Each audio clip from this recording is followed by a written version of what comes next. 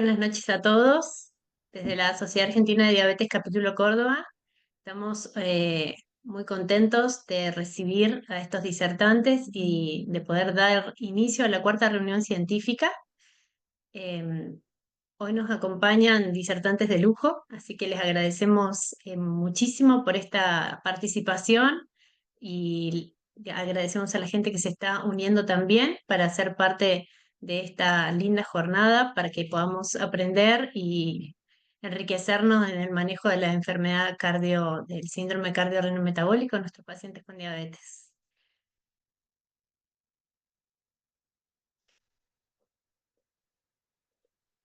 El doctor Jorge Rico Fontalvo, le agradecemos muchísimo que nos haya colaborado con su participación.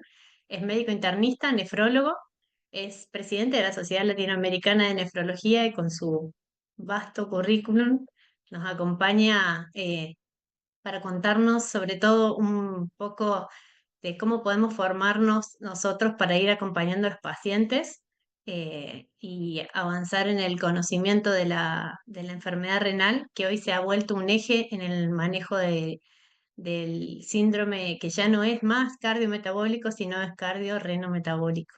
Muchísimas gracias, doctor, por acompañarnos esta noche, esta tarde allá en, en Colombia. Y el doctor Luciano Pastrana es médico especialista en nefrología, también profesor universitario en medicina. Eh, Le agradecemos un montón su participación, que nos va a estar contando el manejo sobre todo en nuestra provincia y en Argentina, para que también podamos asimilar cuáles son las mejores pautas para manejo de la enfermedad renal en diabetes. Le damos el inicio al doctor Pastrana para que pueda iniciar con su presentación. Bueno, muchas gracias a todos por la invitación y por poder participar junto a toda la sociedad y a toda la audiencia que nos acompaña. En esta oportunidad les traigo algunos casos clínicos para tratar de ver un poquito cómo podría ser el manejo.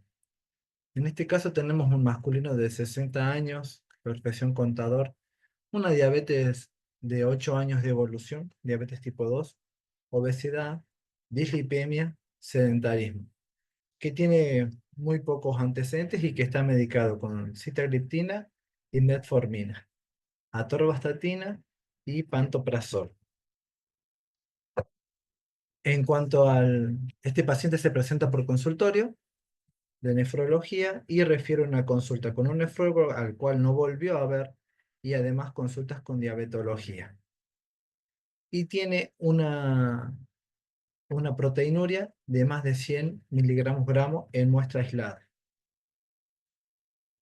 Además, presenta un control errático de la presión arterial, manifiesta ser una persona que ronca de noche. Sobre todo este antecedente lo refirió la esposa del señor más que él mismo.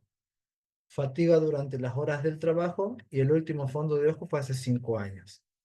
Al examen físico presentaba ese valor de tensión arterial, esa frecuencia cardíaca y un índice de masa muscular bastante elevado.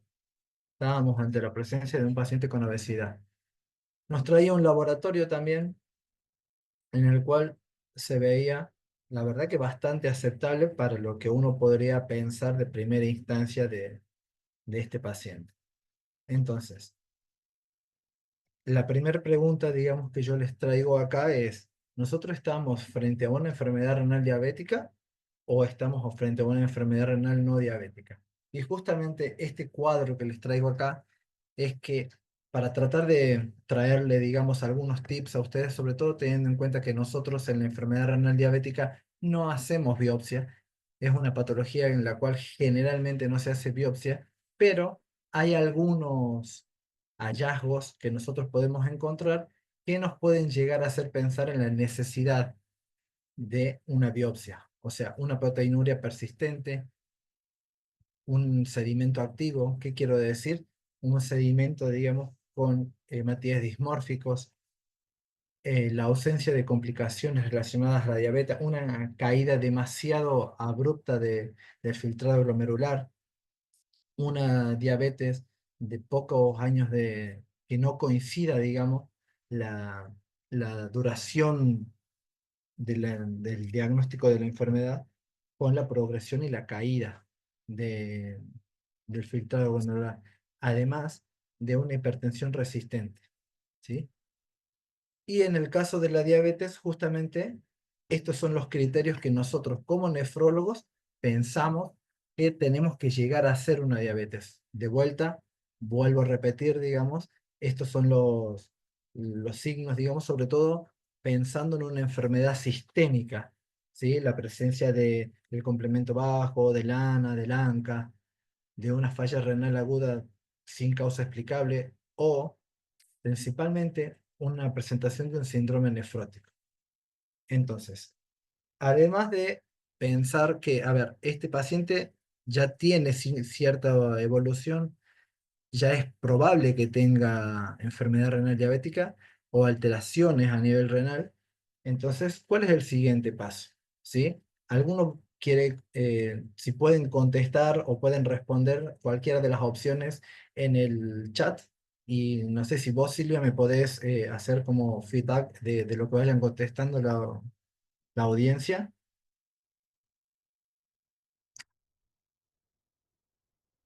¿Hola? ¿Se escucha?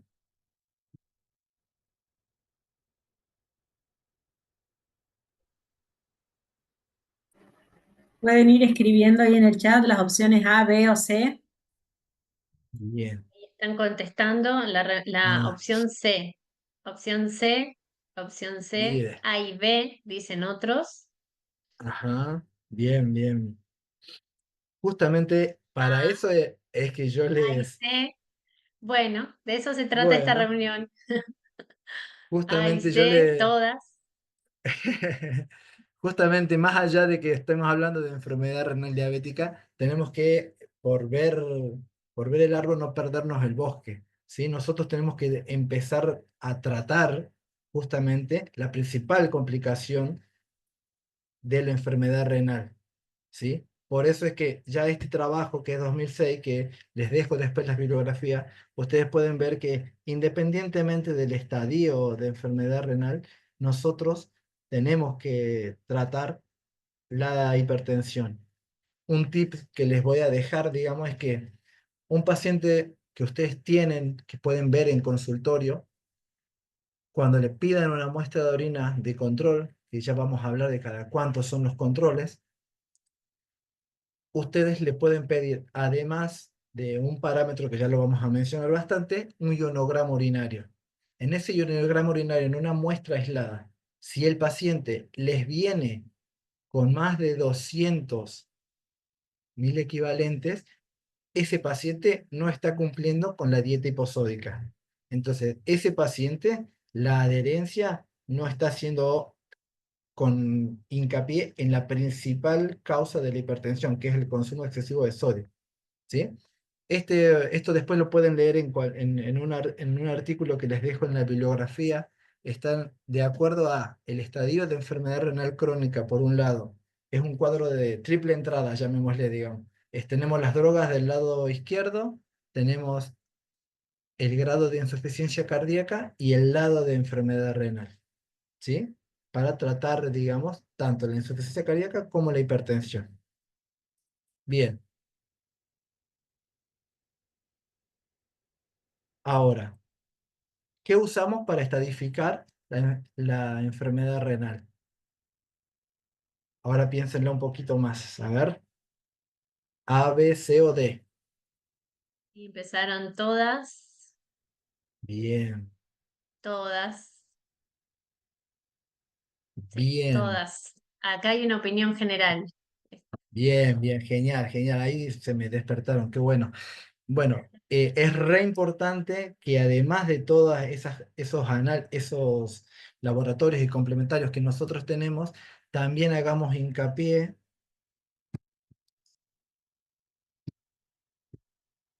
en todos los factores de progresión de la enfermedad, ¿sí? O sea, estamos hablando de un buen manejo glucémico, la obesidad, la hipertensión, el consumo de AINES. El consumo de AINES, sobre todo aquellos que tenemos pacientes añosos, el consumo de diclofenac, de paracetamol, para los dolores reumáticos es bastante importante. Y además, en los pacientes jóvenes, el alto consumo de proteína también es un factor que nos está hablando de un grado de progresión, ¿sí? Ahora, una vez que tengo estadificado, este cuadro ustedes ya lo conocen, que está en todas las guías y demás, más allá de los números, ¿sí? Yo quisiera que a este cuadro ustedes, en vez de verlo de esta manera con números, lo empiecen a ver así, ¿sí? Cuando está en verde, nosotros rastreamos. Cuando está en amarillo, tratamos. Cuando está en naranja, tratamos y además hacemos interconsulta con el especialista. Y a partir de ahí empezamos a tratar y derivar. ¿Se entiende, digamos, la, el esquema? Por eso, más allá de la progresión, lo que me interesa es que nosotros tengamos este cuadro presente tanto por la albuminuria, que vamos a hablar bastante ahora, como por el filtrado, ¿sí? Y vamos a ver en quiénes y cómo hacemos esto, ya que la enfermedad renal crónica por sí sola es un factor que aumenta el riesgo cardiovascular y es lo que nosotros tenemos que tratar. Entonces, ¿en quiénes hacemos screening? En todos los pacientes diabéticos tipo 1 y tipo 2. Según las guías CADIGO, nosotros en el diabético tipo 1 empezamos a hacer el screening a partir de los 5 años. Y en el diabético tipo 2, al momento del diagnóstico, y además, dependiendo del valor que tenga, nosotros vamos a hacer un diagnóstico cada 3 meses, cada 6 meses, según el valor que tenga. ¿Sí? Bien. Ahora, ¿qué usamos nosotros para hacer, digamos, en la estimación del filtrado glomerular? Las guías CADIGO, a pesar de que sabemos que podemos sobreestimar el filtrado, recomiendan justamente en población que aparentemente no tiene enfermedad renal crónica el uso de la ecuación CKD-EPI, y en aquellos que tienen enfermedad renal crónica la fórmula MDRD. Hay algunos otros laboratorios que usan la cistatina con creatinina para mejorar un poco la precisión, pero a nivel de consultorio o como algo práctico, ustedes pueden desde un celular acceder a cualquiera de estas dos ecuaciones, ¿sí? Ahora, ¿cuál es la importancia de tener o no y de rastrear o no la albuminuria? Ya fíjense el año de este trabajo, de esta bibliografía que les traigo. Ya en el año 88, la presencia o no de albuminuria era impresionantemente grande entre enfermedad cardiovascular, enfermedad vascular periférica y un dato muy duro como es la mortalidad. Fíjense la diferencia que hay entre los que tenían albuminuria de los que no tenían albuminuria. Por eso es sumamente importante que nosotros lo tengamos como un objetivo terapéutico a la albuminuria, ¿sí? Bueno, este es un pequeño esquema que trata de mencionar un poco cómo es la historia natural, digamos, con la normoalbuminuria, la aparición de la microalbuminuria y posterior macroalbuminuria, ¿sí? Con la consecuente caída del filtrado glomerular, ¿sí? Esto lo pueden leer, lo mismo que los fenómenos, digamos, que ocurren en la diabetes. El principal fenómeno es la hiperfiltración. No me voy a detener mucho en esto, pero en la hiperfiltración, justamente, lo que ocurre es que ese riñón, esa nefrona se sobrecarga y por la alteración del feedback tubulo glomerular es que nosotros terminamos perdiendo la masa parenquimatosa, que es la que deberíamos tener íntegra, digamos, y cuidar mucho. Ahora, una cuestión más que les traigo acá son los diferentes fenotipos que nosotros vemos, y por eso es la importancia del rastreo constante para saber frente a qué fenotipo de paciente nosotros estamos. El que nosotros conocemos clásicamente es el tipo 1, que va progresando desde la microalbuminuria hasta la macroalbuminuria con la consecuente caída del filtrado. Hay algunos pacientes que son los que tienen mejor control glucémico, mejor control de tensión arterial, que hacen regresión de esa albuminuria, ¿sí? Los pacientes, ese son el tipo 2. El tipo 3 de fenotipo son los pacientes que tienen una rápida progresión, tanto en cuanto a la caída del filtrado, como a la aparición y a la progresión de la proteinuria. Y después tenemos otro tipo, que son los pacientes no proteinúricos, no albuminúricos. ¿Sí? Este es un cuadro que también puede resumir un poco las características clínicas de este tipo de pacientes. Y además, acá al final les traigo, lo pueden leer después de este paper que les dejo, la aparición de algunos marcadores urinarios, que es como lo último con lo que se viene, digamos, que todavía no están disponibles, por lo menos acá en Argentina, el CKD 273, que es un predictor muy bueno de la progresión de la enfermedad renal. ¿Sí? Ahora, ¿se podría hacer algo para disminuir la progresión? Las guías hoy justamente nos hablan de estos 4 pilares, digamos, para evitar la progresión. ¿Sí? El bloqueo del sistema renina-angiotensina-aldosterona como primer pilar, el uso de los SGLT2, que no voy a ahondar mucho en el mecanismo porque, bueno, acá en la imagen ustedes lo pueden ver, el uso de la finerenona, que es un antagonista del receptor de mineralocorticoide, y el uso de los GLP-1.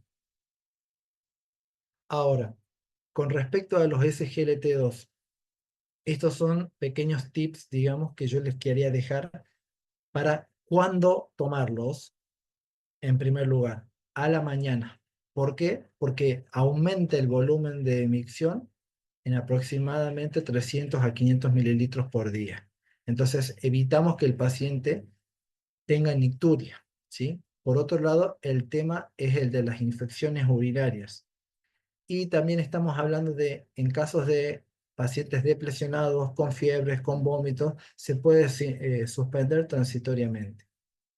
Durante las primeras 2 a 4 semanas, el uso de este tipo de drogas puede provocar una caída del filtrado glomerular que es esperable. ¿Por qué? Porque actúa a nivel hemodinámico, a nivel de la enfermedad renal diabética.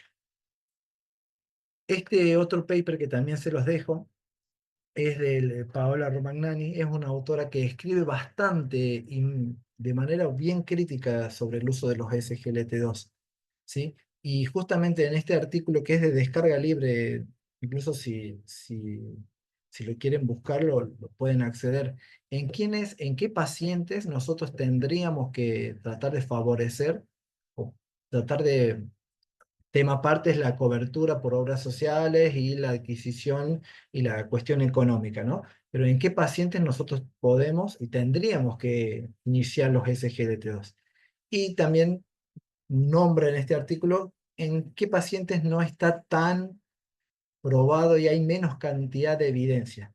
Posiblemente el doctor Rico con respecto a esto nos pueda ampliar un poquito más en su presentación. Después tenemos acá los diferentes antagonistas del receptor de mineralocorticoide. Una observación, y justamente les traigo estas flechitas porque justamente quiero que miren acá. Si bien la finerenona no tiene tanto efecto a nivel de el manejo de la presión arterial, pero sí tiene impacto en un número duro, digamos, en un outcome duro, como es la progresión y ralentizar la progresión de la enfermedad renal.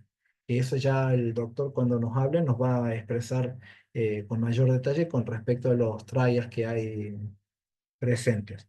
Entonces, al paciente que nosotros acabamos de ver, se le instauró los SGLT2 y el paciente empezó un régimen en un trabajo multidisciplinario, porque este paciente se lo vio en la parte privada acá en Córdoba, multidisciplinario con nutricionista, que es muy importante, y también con un profesor de educación física que fue bastante innovador, digamos, que pudieron agregar al equipo para tratar de hacer un plan de, de ejercicios acorde al paciente. Ahora bien, vamos con este otro paciente. Este otro caso es el caso de un masculino de 60 años también, que viene medicado con 3 drogas losartán, amlodipina, furosemida, teneligliptina, rosuvastatina. Y tienes diabetes tipo 2 que no sabemos de cuánto tiempo de evolución, hipertensión, obesidad y una enfermedad renal ya bastante avanzada. Ingresa por guardia, refiriendo fiebre de 48 horas, dolor lumbar y síntomas urinarios bajos. ¿Sí? Este paciente refería hiporexia marcada, disminución del ritmo diurético. Este paciente ya por, eh, por estos antecedentes y por la presentación, este paciente muy probablemente termine de otra forma el cuento. Entonces, tenemos un paciente con tendencia a la hipotensión, un paciente que posiblemente esté séptico, con 38,7 de temperatura, con una puño-percusión positiva, un empeoramiento de la función renal, un laboratorio de 9,3 de hemoglobina, 16.300 blancos, una glucemia de 190, una urea de 260. Esa urea ya en gran medida nos está hablando de que los síntomas que él tenía, los síntomas generales que él tenía, posiblemente también sean por el síndrome urémico con el que estaba el paciente. Una hipercalemia y un empeoramiento de la función renal asociado a una cirrosis severa y una hipercalemia. Por lo cual a este paciente se le decide inicio de diálisis, ¿sí? Con una glucemia capilar prediálisis mayor a 200. Entonces, en este paciente, si nosotros lo hubiéramos tenido no por guardia, sino en un estadio ya 3, 3B, 4, ¿qué podríamos haber hecho nosotros? Justamente les traigo tanto el paper como los valores de esta nueva ecuación que ya está validada, que es cuando nos ayuda a predecir cuándo puede llegar a necesitar terapia de reemplazo renal o ingresar en un programa de trasplante el paciente, ¿sí? Y justamente acá nosotros vemos la interpretación.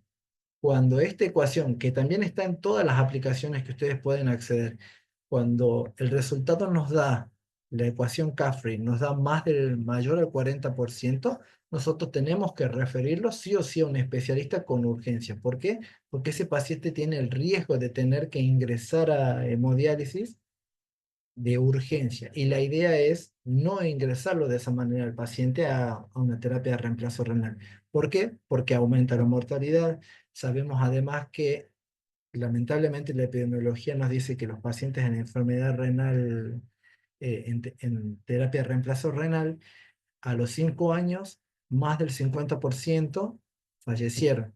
Y mucho tiene que ver por la forma que ingresaron. Entonces, esta ecuación, que es bastante simple, bastante fácil de acceder, sería muy importante que nosotros empezamos a conocerla para tratar de acceder y de referir al paciente. A este paciente, además, en cuanto a la hipercalemia, que era una manifestación, digamos, que el paciente tenía, nosotros tenemos hoy por hoy drogas que son resinas de intercambio que nos pueden ayudar, digamos, en el manejo de la hipercalemia, ¿sí? En este cuadro y en este paper también que les dejo, ustedes pueden ver cómo, eh, cuál es el mecanismo de acción de las drogas y en qué casos se podría usar. Aparte, ahí en resaltado, digamos, tenemos que el ciclosilicato de circonio, el efecto empieza a la hora. O sea que un paciente con una hipercalemia secundario al consumo de antagonista del receptor de mineralocorticoide, yo lo puedo sacar de esa hipercalemia, aunque sea de manera transitoria, se lo puedo sacar en 1 o 2 horas. ¿Sí? Y dependiendo del paciente, porque también es cierto que este tipo de pacientes tienen, eh, no es para todo tipo de pacientes, o sea, hay pacientes que tienen contraindicación, pacientes con diarrea, pacientes con úlceras, con alguna patología gastrointestinal. Entonces, ese tipo de pacientes no son los candidatos para usar este tipo de drogas. Pero sí es importante que nosotros conozcamos que esta herramienta está y que es muy efectiva. Ahora, este último cuadro que les traigo acá es muy importante Y sobre todo quiero recalcarles acá, si bien es cierto que acá están detallados los requerimientos tanto de sodio, de fósforo, de calcio, de grasas, según los diferentes estadios de enfermedad renal, es importante que nosotros tengamos siempre un referente y tengamos un equipo con el cual trabajar, ya sea diabetólogo, ya sea nutricionista, ya sea nefrólogo. Lo importante es empezar a crear y empezar a pensar, como en otras partes del mundo, en unidades cardiorrenometabólicas que nos van a ayudar a un mejor manejo del paciente. Por último, una de las últimas diapos es cuándo nosotros tenemos que referir al nefrólogo a un paciente con enfermedad renal diabética que ya hemos estadificado, ¿sí? En el caso de una preparación, como dijimos ya, para diálisis o trasplante, en el caso de difícil control de los factores de riesgo, como pueden ser la hipertensión, la hipercalemia o la aparición de alteraciones del metabolismo fosfocálcico, en una proteinuria significativa, ¿sí? En una disminución progresiva y severa de la función renal que nos haga dudar de que estamos frente a una enfermedad renal diabética, sino que estamos frente a otra cosa. Y como mensajes finales con respecto a estos casos, eh, quería que justamente recordemos y tengamos presente que tanto el filtrado glomerular como la albuminuria son herramientas fáciles, accesibles desde el consultorio, que nos ayudan a estadificar la enfermedad renal, a estimar el pronóstico y que su uso tiene que ser individualizado, porque las guías pueden decir que una vez cada por año o una vez cada 6 meses, pero la realidad del paciente es la que tiene que primar y el sentido común es lo que tiene que primar. Si un paciente yo lo tengo al inicio con cierto grado de proteinuria, 300 miligramos en una muestra aislada, a ese paciente yo le tengo que dar un seguimiento, ¿sí? Le tengo que tratar de ver frente a qué tipo de fenotipo estoy. Ahora bien, las intervenciones farmacológicas y no farmacológicas también son importantes y ralentizan la progresión de la enfermedad. Y las estrategias incluyen control de los factores de riesgo de progresión con fármacos probados de eficacia, como los IECA, los ARA, los SGLT2, los agonistas GLP-1, que todos estos tienen un impacto en reducir el riesgo de enfermedad cardiovascular. Y siempre tratar de trabajar de manera multidisciplinaria, tanto diabetólogos, cardiólogos, nefrólogos, nutricionistas, y me estoy olvidando de una parte que es por ahí el chip que uno, por estar en la parte pública, no siempre dispone, que es la parte psiquiátrica y de salud mental de los pacientes, que es muy importante para favorecer la adherencia de estos pacientes. Bueno, muchas Bueno, gracias. impecable. Bueno, muchísimas gracias. La verdad que el mensaje este del trabajo interdisciplinario y tan integral que necesitan nuestros pacientes es un mensaje súper importante para nosotros y creo que todos tenemos que trabajar en eso. Muy práctica la clase. Muchísimas gracias. Vamos a tener muchas cosas en cuenta que no sabíamos. Así que le damos paso al doctor Rico y al final vamos a formular las preguntas a nuestros disertantes. Doctor Rico, un placer tenerlo por acá con nosotros. Muchísimas gracias.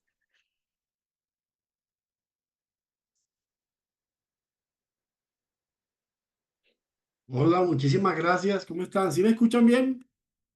Sí, le Excelente, escuchamos bien. perfecto. Voy a retroceder acá la presentación. ¿Sí se ve? Sí, Se ve perfecto. Bueno, muchísimas gracias. Buenas noches para ustedes. Buenas tardes de pronto si hay conectados acá por los lados de Colombia. Gracias por la invitación a la Sociedad de Diabetes de Argentina, capítulo Córdoba. Gracias a la doctora Villalba por la invitación. Felicitaciones, Luciano, por la excelente presentación de casos clínicos y el abordaje integral de los pacientes. Yo en estos próximos minutos voy a hablar sobre un tema muy importante y es sobre diabetes y síndrome cardiorrenometabólico, un vínculo fundamental para el abordaje clínico. Esta es mi presentación de conflicto de interés. Esta es una charla dada por una invitación del cual me siento muy honrado de recibirla. Y ahí aparecen obviamente los conflictos de interés que yo tengo. Cuando nosotros hablamos del continuo, me gusta llamarlo más continuo cardiorrenometabólico durante la presentación, daré mis observaciones y mis puntos de vista. Y en ese continuo cardiorrenometabólico se reúnen y quizás muchos de nosotros como especialistas o subespecialistas vemos el final de un camino que empieza muchos años antes para muchas personas. Y esto probablemente que estoy presentando los conocemos, que son las estadísticas básicamente que nosotros manejamos. Sabemos que el porcentaje de diabetes oscila entre un 10 y un 12%, por ejemplo, en registros como Estados Unidos y en otros países. Perdón. Vemos también la relación que tiene la diabetes con la falla cardíaca en porcentajes. También conocemos casi un 30% de los pacientes diabéticos tienen enfermedad cardiovascular. Hay series que pueden tener un poquito más, un poquito menos, pero estamos hablando de uno de cada 3 pacientes. Vemos que el 60% de pacientes con falla cardíaca y diabetes tienen enfermedad renal crónica. Por lo menos hay un registro latinoamericano y los números en Colombia, esos pacientes diabéticos con falla cardíaca, el 60% tienen compromiso renal, que es bastante alto. Sabemos que cada 10 pacientes con falla cardíaca tienen enfermedad renal y que si diagnosticamos un paciente diabético, sobre todo el tipo 2, 4 de cada 10 también van a tener compromiso renal y 3 de cada 10 si es diabético tipo 1. Esto es para mencionarles que hay una relación cardio-renometabólica dada en cifras y son cifras que están aumentando porque las enfermedades que constituyen este continuum son enfermedades que tienen prevalencias muy altas y que están aumentando. Las prevalencias estimadas están aumentando. Si nos vamos específicamente a enfermedad renal, miren en enfermedad renal cómo nosotros hemos ido aumentando, y esto no es un orgullo para los nefrólogos, decir que cada vez la enfermedad renal va ocupando una causa más importante o más arriba de enfermedad renal. Miren, para la época del 90 hasta el 2017, el número de muertes por enfermedad renal, estábamos de puesto 17. Pasamos en el 2017 al puesto número 12. Hoy estamos hablando de 2024, 2025. En América Latina, por datos que tenemos en SLAN, estamos ocupando un puesto 8, un puesto 9. Hay algunos países que la enfermedad renal ya está en el tercero, en el cuarto, en el segundo puesto. Pero, ojo con este dato, la proyección estimada para el 2040 es que la enfermedad renal se va a convertir en la quinta causa de mortalidad por todas las causas. Quinta causa de mortalidad por todas las causas, y esto es muy importante, teniendo en cuenta básicamente cómo vamos subiendo en mortalidad. Aquí les muestro un trabajo que se hizo, que también participaron colegas argentinos, la doctora Cusumano, participó también el doctor Guillermo Rosadíez, donde hicimos un análisis de la situación de la enfermedad renal en América Latina. Como ustedes pueden ver, en América Latina hay bastante heterogeneidad. Ustedes pueden ver países como por ejemplo Haití. Miren, Haití reporta una prevalencia estimada de un 6%, pero Puerto Rico reporta casi el 100% más que Haití, está reportando un 15%. Quiere decir que en América Latina hay bastante variabilidad, manteniendo un margen de mediana de un 10%. En América Latina deben haber aproximadamente unos 660 millones de habitantes, por lo cual deben haber unos 65, 66 millones de personas con enfermedad renal crónica. Y una cosa muy importante con la enfermedad renal crónica es que se asocia también a la pobreza. Países de ingresos bajos por el ranking del Banco Mundial tienen obviamente menos número de nefrólogos, menos número de trasplantes, menos acceso a diálisis y por supuesto tienen más mortalidad y más DALI con respecto a la enfermedad renal crónica. Fíjense que tiene muchos países de ingresos bajos tienen menos diagnósticos de enfermedad renal crónica porque no se tamiza a los pacientes y la enfermedad renal hay que buscarla si no, no la encontramos.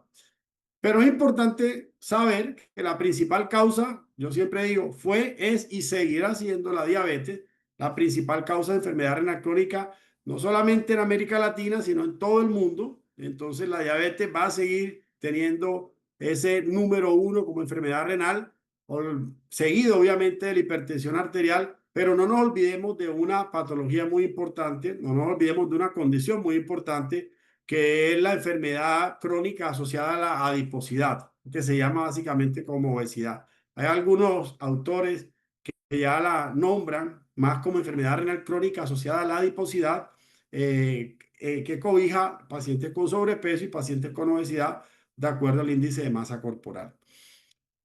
En la Federación Internacional de Diabetes, ustedes saben que saca un atlas. En el 2025, este año, saca un atlas, una actualización de los datos de diabetes en el mundo. Estos son los datos reportados, aunque son muchos más. 589 millones de personas en el mundo con diabetes. Esto está llegando casi a casi un 10%, que es alto. Para saber un concepto muy importante que ustedes saben, la mayoría de diabéticos son diabéticos tipo 2. Hay un porcentaje muy alto de diabéticos tipo 2, un porcentaje pequeño de diabéticos tipo 1, pero yo traigo esta imagen que me gusta mucho. ¿Por qué? Porque es una imagen que de entrada nos dice que el diagnóstico de diabetes tipo 2, y esto lo conocen ustedes muy bien, está atrasado. Hay series que publican que nos podemos demorar 8 años, hasta 10 años en diagnosticar de manera retrasada un paciente diabético, o que un paciente diabético, cuando lo diagnosticamos en promedio, ya lleva 8 a 10 años. Pero esto no solamente sucede en el diabético tipo 2, sino también sucede en el diabético tipo 1. Puede suceder en el diabético tipo 1, independientemente de la fisiopatología, también se puede ver eso. Y fíjense que cuando nosotros diagnosticamos un diabético tipo 2, 4 de cada 10 pacientes en el momento del diagnóstico de diabetes tipo 2 ya tienen compromiso renal. O sea, estamos hablando de que si yo tengo en el consultorio 10 pacientes recién diagnosticados de diabetes tipo 2, 4 van a tener compromiso renal. Es decir, la prevalencia de la enfermedad renal es bastante alta en el paciente diabético tipo 2 recién diagnosticado. Ahora imagínense cuando el paciente ya se diagnostica y ha pasado un tiempo de evolución. Y o no nos olvidemos del diabético tipo 1. Ahí estamos hablando de que son 3 de cada 10 pacientes. Esto nos obliga a decir, y eso es una opinión personal y también de varias reuniones de expertos que hemos estado, que tamicemos también al diabético tipo 1 de entrada. O sea, ¿por qué esperar 5 años, como dicen algunas guías, para diagnosticar un diabético o tamizar, perdón, un diabético tipo 1, si sabemos que en general 3 de 10 van a tener compromiso renal al momento del diagnóstico, y si sabemos que el tamizaje de enfermedad renal no es hacer una resonancia ni un TAC? Son 2 examencitos sencillos que ya el doctor Luciano los comentó, que cuesta más, como dice un amigo mío, un desayuno en McDonald's, por lo menos en Colombia, que hacer una creatinina y hacer una relación albuminuria-creatinuria en una muestra ocasional. Entonces son exámenes costo efectivos. Con esos 2 exámenes estamos tamizando bien y podemos diagnosticar la enfermedad renal de manera temprana. Fíjense que aquí pasa algo. Nosotros estamos diagnosticando un paciente de cada 10 pacientes con enfermedad renal. O sea que necesitaríamos 3 cortes de 10 pacientes diabéticos para diagnosticar uno solo, porque la enfermedad renal está subdiagnosticada. Entonces tenemos que incentivar la tamización, que es una tamización sencilla, y que la tamización no es del nefrólogo, la tamización comienza desde la atención primaria. Entonces, hacer una creatinina y hacer una relación albuminuria-creatinuria y saber que cuando la tasa de filtrado confirma de menos de 60 o la RAC es mayor de 30, tenemos datos de enfermedad renal crónica. Por eso no necesitamos ser nefrólogos para diagnosticar la enfermedad renal. Y si nos seguimos bajando en esta gráfica, miren lo que pasa. De cada 10 pacientes que tienen enfermedad renal diabética, la mayoría de gente creería que si no se trata llegan a diálisis. No. De cada 10 pacientes con enfermedad renal diabética, 9 se mueren por enfermedad cardiovascular y uno solo es el que llega a diálisis. El paciente que vemos muchos nefrólogos con enfermedad renal diabética en diálisis son los sobrevivientes de la enfermedad renal diabética, porque la mayoría de pacientes se mueren en el camino de enfermedad cardiovascular. Entonces esto hay que tenerlo en cuenta. Pero estoy hablando es de donde es el fin, donde es los resultados, las consecuencias. Pero ¿dónde comienza todo? Y todo comienza en esta publicación. Todo el mundo la conoce muy bien. Creo que es la diapositiva más ampliamente utilizada en el mundo. La primera es la punta del iceberg. Aquí todos me van a decir, la punta del iceberg la utilizan los cardiólogos, los ginecólogos, los dermatólogos, los ortopedistas, porque la punta del iceberg sirve para todo. El ejemplo de poner la punta del iceberg en un slide sirve para todo. Pero esta, en la parte de nefroendocrino cardio, quizás es el slide más utilizado. Unos los ponen amarillo, otros los ponen azul, como está acá. Pero un slide muy bonito porque representa básicamente de manera muy gráfica lo que es el síndrome cardiorrenometabólico. Que realmente este síndrome no comienza en la etapa 1, comienza en la etapa 0, donde hay 8 factores esenciales que tenemos que practicar todos y que si yo en muchas conferencias tengo un auditorio, los cuento, son 100 personas y empiezo yo a preguntar cuántas personas tienen una dieta saludable, una dieta baja en ultraprocesados, una dieta baja en sal y se empiezan a sentar. ¿Cuántos duermen 8 horas diarias? Ahí se sienta todo el mundo. Porque si no auditorios de médicos, ahí se sienta todo el mundo. ¿Cuántos hacen ejercicio 150 minutos? ¿Cuántos se han hecho una presión arterial? ¿Cuántos tienen buen peso? Las 8 esenciales. Y créanme que termina parados una persona o 2 personas. Es decir, que en nuestra población, inclusive los médicos, tenemos ya factores de riesgo de etapa 0 para la etapa 1, es muy importante. Pero la etapa 1 es una etapa 1 donde trata de explicar dónde comienza todo y todo comienza con la disfunción del adipocito. La disfunción del adipocito se puede presentar de 2 maneras. O que hay un exceso de adiposidad. ¿Qué quiere decir? La grasa hay grasa que no es mala y eso es importante recordar en la parte fisiopatológica.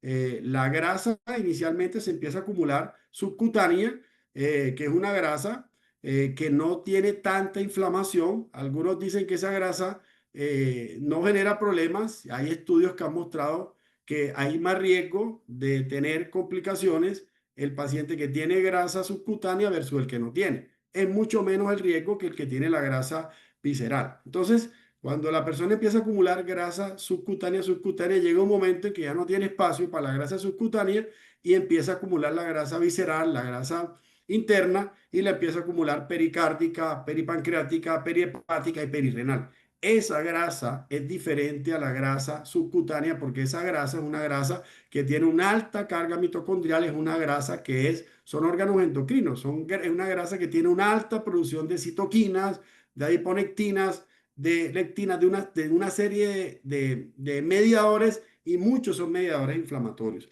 Entonces, uno puede tener exceso de adiposidad o hay pacientes o hay personas que no tienen tanta grasa o no tienen una excesiva grasa subcutánea, pero sí tiene grasa, por ejemplo, pericárdica, tiene grasa periepática, perirrenal y probablemente no tienen índices de masa corporales aumentados o no tienen ese porcentaje de adiposidad. Y esto hay muchos factores epigenéticos, sociales y factores también de la persona que pueden influir. Entonces, si tenemos esas 2 alteraciones, aquí se va a empezar a producir el síndrome, o aquí comienza el síndrome cardiorrenometabólico.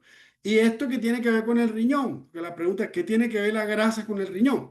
Pues cuando nosotros tenemos una enfermedad crónica asociada a la adiposidad, hay varios mecanismos que se van a disparar. Y estos son los 4 mecanismos que están explicados ahí: inflamación, estrés oxidativo, resistencia a la insulina y disfunción vascular.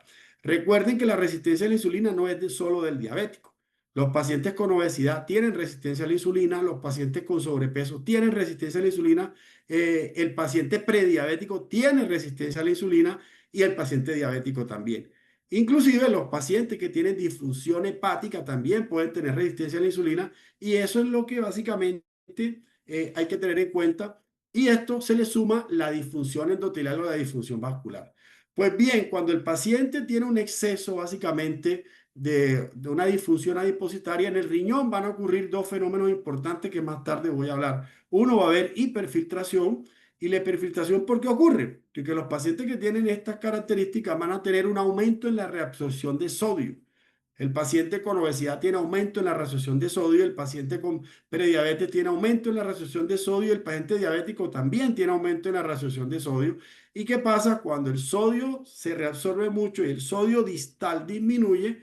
Va a haber un estímulo en la mácula densa de un estado aparentemente hipovolémico y va a haber una vasodilatación de la arteriola aferente y por eso hay una hiperfiltración.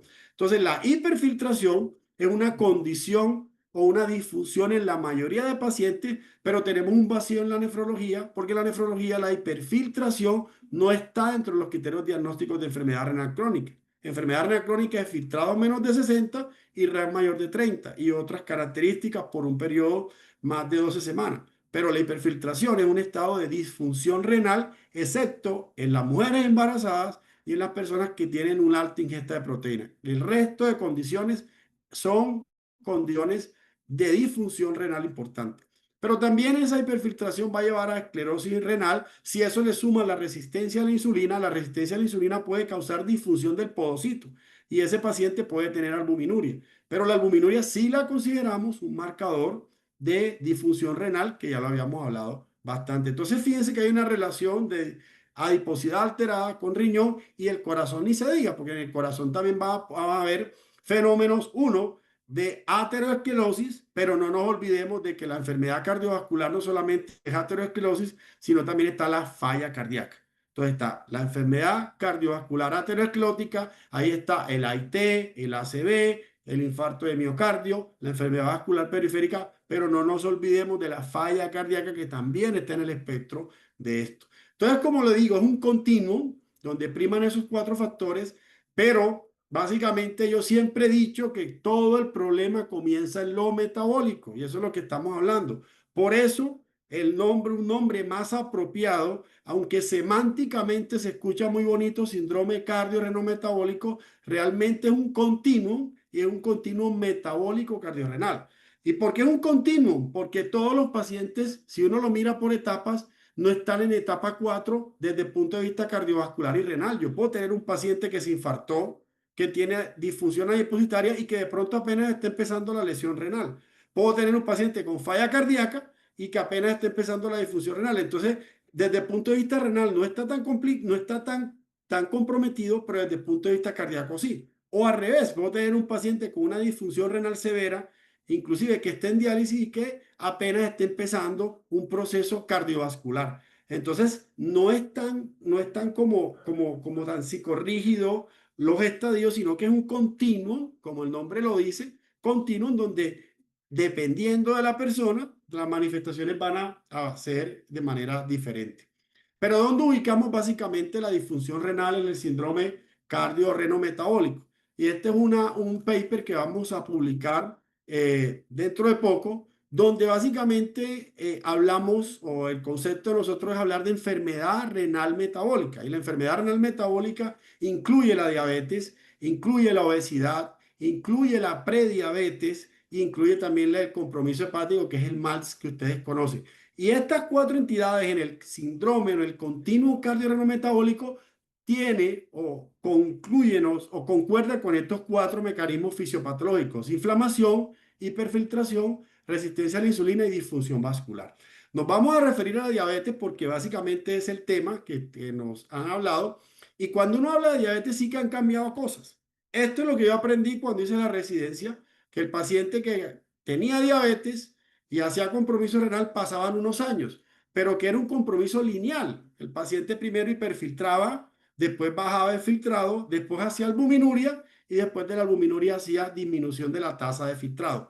Hablábamos de una nefropatía diabética incipiente, hablábamos de una nefropatía diabética tardía, pero no concebíamos, doctor Luciano se acuerda, no concebíamos que un paciente diabético presentara primero caída de la tasa de filtrado sin tener albuminuria. O un paciente diabético con aumento de la creatinina, con caída de filtrado y no tiene albuminuria. Eso es que tiene que tener otra cosa. Porque pensábamos que era un curso lineal. Hoy en día sabemos que no, que el paciente diabético tiene un curso variable y hay pacientes diabéticos que perfectamente, de acuerdo al fenotipo, el doctor Luciano lo explicó claramente, puede saltar a caída de la tasa de filtrado de manera patológica sin pasar por la presencia de albuminuria. Y esto puede ser explicado básicamente por la diabetes. ¿Y esto de qué depende? Depende de los trayectos hoy en día de la función renal. Y los trayectos de la función renal dependen de dos variables. Cómo se comporta la tasa de filtrado y cómo se comporta la albuminuria, que eso lo explicó el doctor Luciano. Y con base en eso aparecen los famosos fenotipos en la enfermedad renal diabética. ¿Qué mensaje importante les doy? Que todos los pacientes con enfermedad renal diabética no son iguales. Todos los pacientes con enfermedad renal diabética son diferentes. Yo puedo tener 10 pacientes con enfermedad renal diabética y todos son completamente diferentes y eso hoy en día lo tenemos claro. Entonces, ¿de qué depende que sean diferentes? De todas estas variables.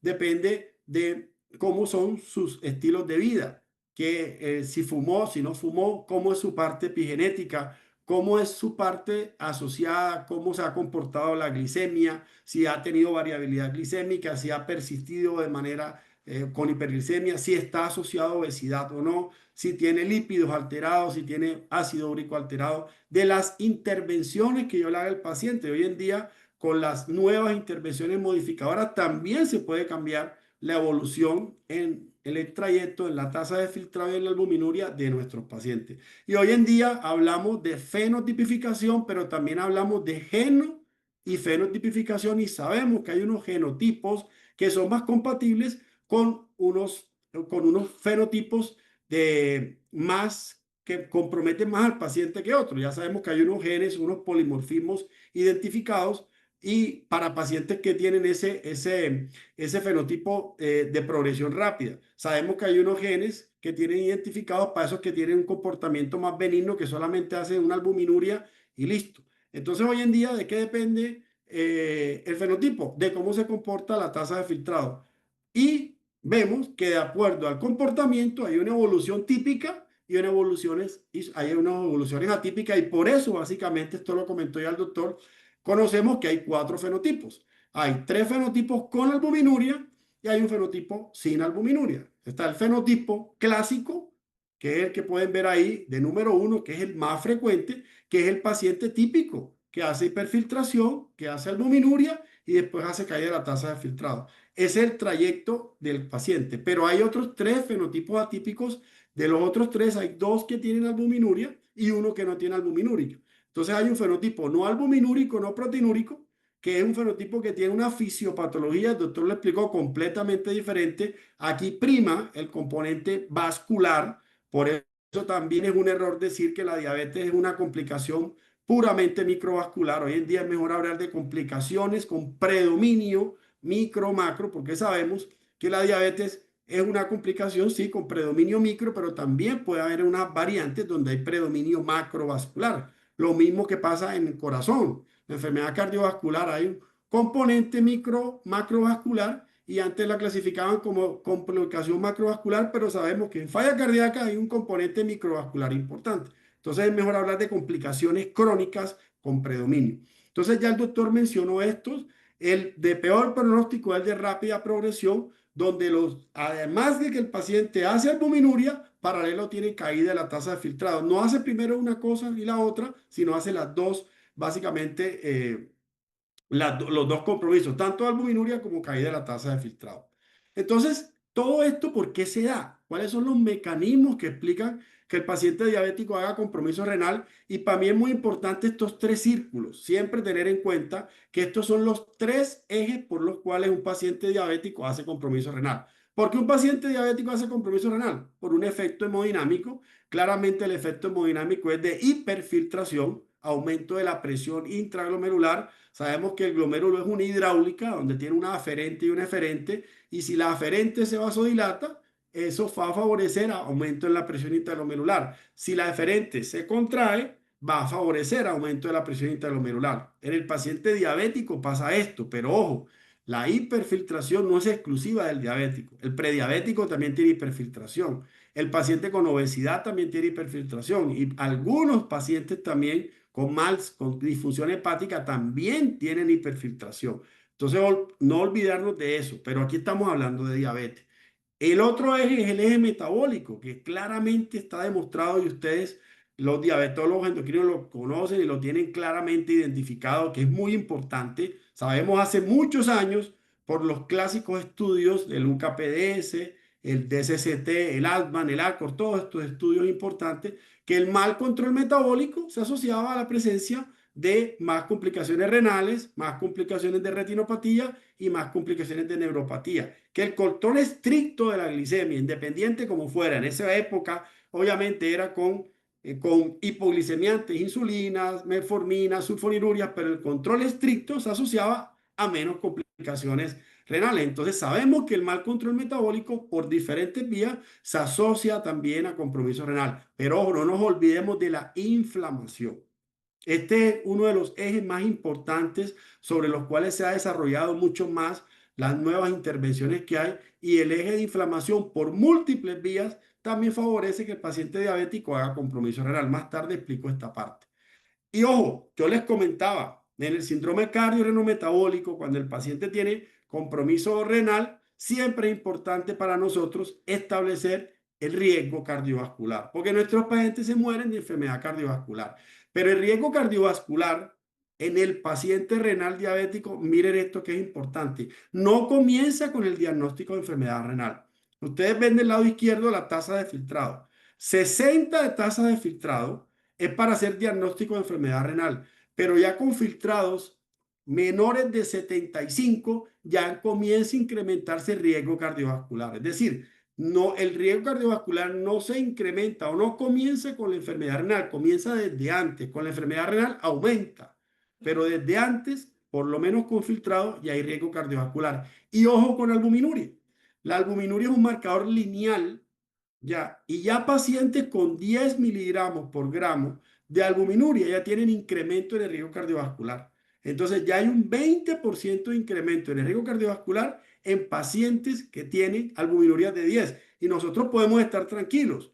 Entonces recuerden, albuminuria no es exclusiva del nefrólogo. Albuminuria es un marcador de disfunción endotelial. Albuminuria sí la utilizamos los nefrólogos cuando el valor es mayor de 30 para hacer diagnóstico de albuminuria 2 o lo que también se llama microalbuminuria, pero no es que con 30 comience el riesgo. Con 30 sigue aumentando el riesgo comienza ya con valores de 10. Entonces esto es muy importante para ustedes, para los médicos. Si tienen pacientes con albuminuria de 10, de 15, aunque no tenga diagnóstico de enfermedad renal, intervengan ese paciente porque ya tiene incremento en el riesgo cardiovascular. Y sabemos que 30 para arriba es para hacer diagnóstico de enfermedad renal. Y la albuminuria también es importante porque no es lo mismo, yo puedo tener un paciente A2, que es entre 30 y 300, pues no es lo mismo tener 30 a tener 290. Está como A2, pero indudablemente que el riesgo cardiovascular en 290, que es A2, es muchísimo más alto que el paciente que tiene 40 y está en A2. No es lo mismo el riesgo cardiovascular en el paciente que tiene 301, que es A3, al que tiene 500. Entonces, mensaje, la albuminuria es un marcador lineal de riesgo. Entonces, entre más bajo esté, es mejor. Que nosotros los encasillamos en unos grupos, de los cuales yo también tengo mis críticas, pero ese es lo que nosotros tenemos, la clasificación CADIGO, pero no es lo mismo tener una 2 en 290, tener una 2 en 40, y es A2. Entonces, siempre tengan en cuenta esa variable. Y el riesgo cardiovascular en el paciente diabético con enfermedad renal, la gran mayoría de nuestros pacientes son de riesgo cardiovascular alto, muy alto. Fíjense que el riesgo muy alto es aquel paciente que tiene más de 300 de RAC. Todo paciente que ustedes tengan en la consulta con más de 300 de RAC, independiente del filtrado, y es de riesgo cardiovascular muy alto, solo con eso.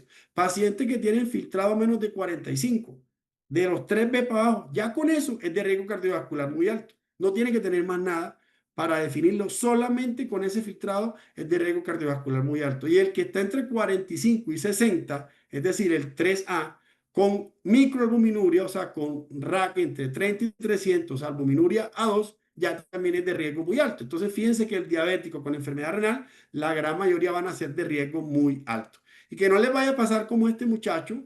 Esta es una foto que utilizamos mucho con un amigo cardiólogo y con un amigo endocrino, que ustedes lo deben conocer, Cristóbal Morales, de Sevilla. Y si yo le tomo un capture a este paciente en este momento, en ese momento del capture él está bien, pues está asustado.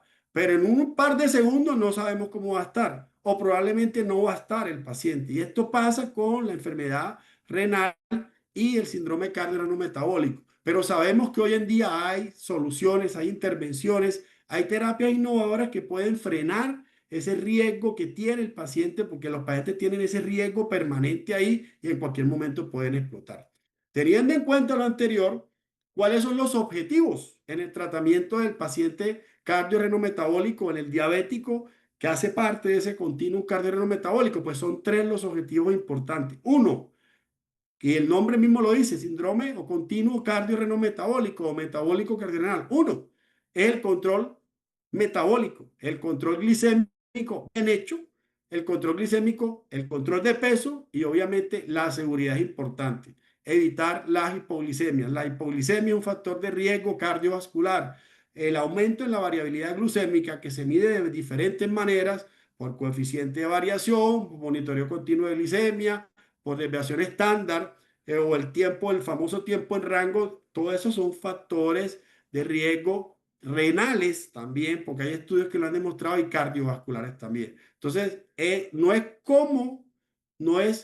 controlar la glicemia, sino cómo controlamos la glicemia de manera segura. Eso tiene que estar asociado a controlar la progresión de la enfermedad renal, porque si tengo un paciente que tiene diabetes con enfermedad renal, pues yo tengo que buscar intervenciones que frenen esa progresión y no se olviden del riesgo cardiovascular, porque nos olvidamos del riesgo cardiovascular y nuestros pacientes se mueren. Yo puedo tener un paciente con control glicémico, le freno la progresión o le enlentezco la progresión de la enfermedad renal, pero ¿y el corazón qué?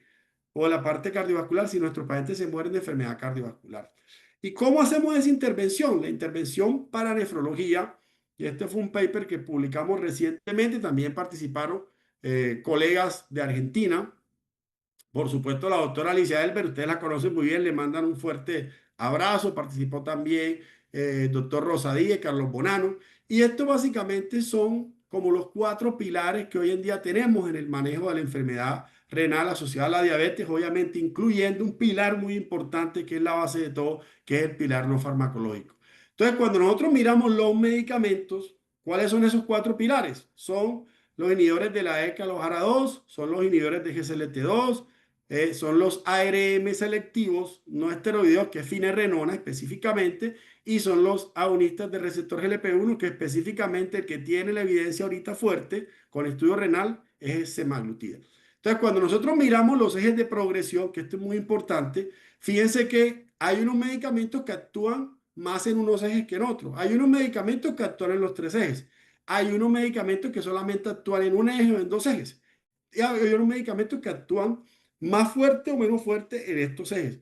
Cuando ustedes miran los IECA, los ARA2, fíjense que son fuertes en el eje hemodinámico, no actúan en el eje metabólico y puede que actúen algo en el eje inflamatorio. Cuando ustedes miran en el eje metabólico, pues los más fuertes son los agonistas GLP-1 en todo el espectro de la enfermedad renal diabética, porque los inhibidores de GSLT2 pierden potencia cuando las tasas de filtrado son menos de 45. Recuerden que una intervención se considera efectiva desde el punto de vista de control glicémico cuando reduce más de 0.4 la hemoglobina glicada. Los inhibidores de GSLT2 con menos de 45 pierden esa potencia. Están, por ejemplo, finerenona de los ARM, no es un medicamento para bajar glicemia, tiene algo de efecto hemodinámico que comentaba Luciano, que es importante, y obviamente su fuerte básicamente en la inflamación. Entonces, cuando nosotros miramos los tres ejes de progresión, tenemos que mirar dónde encajan y en qué más actúan los diferentes pilares que tenemos en el manejo. Y tenemos una historia, un pasado que sigue siendo muy presente y tenemos un presente y un futuro que también viene muy importante. Las primeras intervenciones que lograron impacto en nefroprotección fueron los IECA, los ARA2, hace 20 años aproximadamente. Recuerden los estudios que se hicieron con enalapril, con captopril, pero los que tienen más evidencia en enfermedad renal diabética son básicamente los ARA2, ahí está irbesartán. También tenemos el estudio renal, que es básicamente con los sartán. Y estos medicamentos lograron demostrar disminución en los endpoints renales fuertes. Lograron demostrar disminución y esto fue para esta época muy importante porque se logró saber que había medicamentos o que eran los primeros medicamentos nefroprotectores, sobre todo en pacientes diabéticos con la presencia de albuminuria. Pero fíjense que pasaron 20 años, se intentaron con otros medicamentos, ahí están unos ejemplos, y en estos 20 años entraban medicamentos, pero nada entraba otro medicamento y nada. Duramos 20 años sin conocer terapias nefroprotectoras hasta básicamente que llegó un boom de medicamentos importantes, sobre todo estos tres grupos de medicamentos, los inhibidores de GCLT2, finerenona y los agonistas de receptor GLP-1 básicamente. Cuando uno habla de los inhibidores de GCLT2, son medicamentos que han actuado como una serendipia, tienen unos antecedentes de sus estudios pivotales, donde demostraron en el EMPA-RES, en el CANVAS, en el DECLARE-TIMI, que tenían efectos renales y efectos en falla cardíaca. Estos son los tres estudios importantes en enfermedad renal. El estudio CREDENCE con canaglifosina, todos tenían enfermedad renal diabética y albuminuria. El estudio DAPA-CKD con dapaglifosina, enfermedad renal con albuminuria diabética y no diabética, y empaglifosina, que se suma a los anteriores, a que incluye pacientes albuminúricos y no albuminúricos. Ahí están las características de los tres estudios para resaltarles el DAPA-CKD, que es muy importante. No voy a extenderme porque ustedes conocen bien este estudio. Este estudio logró demostrar que dapaglifosina era una intervención nefro y cardioprotectora en pacientes diabéticos con albuminuria, con filtrados mayores de 25 y en no diabéticos también. El EMPA-KIDNEY, que salió después, también logró demostrar estos efectos en esta población y también en la población que no tenían albuminuria, efectos importantes en ese endpoint renal más mortalidad cardiovascular.